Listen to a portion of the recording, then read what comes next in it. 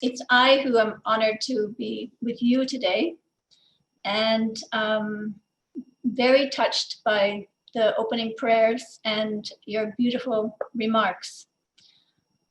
I wanted to start first greeting all the respected leaders of great religions around the world, great spiritual traditions. Greetings to the other respected panel members, my UN colleagues, of course, and others who are listening. I see some old friends on the participation list, so that's also a great joy. The Bhagavad Gita says, all actions take place in time by interweaving of the forces of nature, but the individual lost in selfish delusion thinks that he himself is the actor. The Quran advises, do no mischief on earth. Do not waste by your excess. Do not cause corruption of the earth.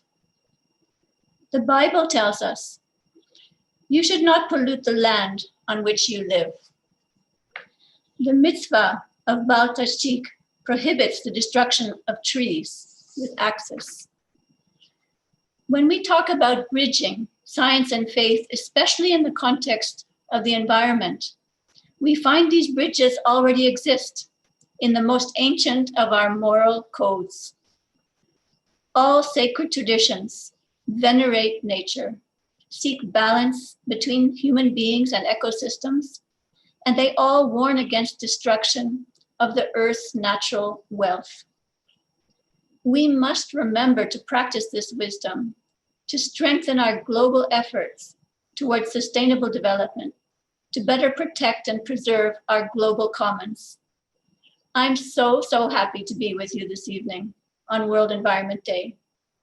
And I'd like to warmly thank and congratulate the Global Interfaith Wash Alliance and the Parmarth Niketan for the wonderful, meaningful work that you do in the fields of sustainability and equitable development, bringing together science and faith.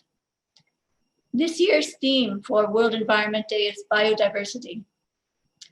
As home to 6% of the world's wildlife species, to 4 global biodiversity hotspots, as a country where high human population density and population density of practically every other species meets head to head, India's biodiversity matters a very great deal, both for India and for the world. The country's biodiversity is perhaps best known, globally at any rate, for some of its emblematic endangered species.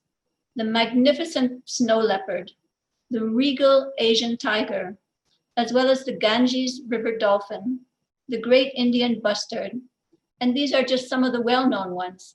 Countless other precious species live here in India. These are indeed awesome creatures, and they must be protected, and biodiversity is very much about protecting them and their well-being, but it's about much more as well. It's about the food we eat and the fields it comes from. It's about the water we drink and the air we breathe. It's about the natural systems and cycles that link the diversity of living things on this planet together into one single, great, interconnected, living organism or living being. It's about life itself. Life both in its scientific interpretation and life in its deeper spiritual significance. Molecular scientists who study the tiniest particles of nature and astrophysicists who study the movement of the celestial bodies across the skies both know that everything is interconnected. And when we study the ancient Vedas, the tenets of Buddhism, and all the other great religions, we find the same principle of interdependence, interconnectedness, oneness. Gandhi and so many other wise people around the world knew this well. We don't call nature Mother Nature for nothing. So on this World Environment Day 2020, as we launch the UN Decade of Ecosystem Restoration, as India chairs the Committee of Parties for 2 of the UN's important environmental conventions, the Convention to Combat Desertification and the Convention on Migratory Species, as we struggle to come to terms with COVID-19, a zoonotic disease that jumped between animals and humans, mainly because of our blatant disrespect for them. At this time, this dialogue could not be more welcome and could not be more significant. The role of faith and the interface between science and faith is critical. Can we mobilize faith-based networks to inspire a new love and connect with nature? Can we leverage the incredible work your organizations do, especially in the water and sanitation fields, to make the circular economy a way of life for all? Can we build greater and more sustainable, greener and more sustainable lifestyles, sustainable production and consumption, sustainable work cultures? Can we use our ancient traditions to build a new global mindset, not only of harmony with nature, but of global solidarity and cooperation with each other, overcoming hate and stigma, building equitable and just societies? I think we can, and I think everyone here feels we can as well.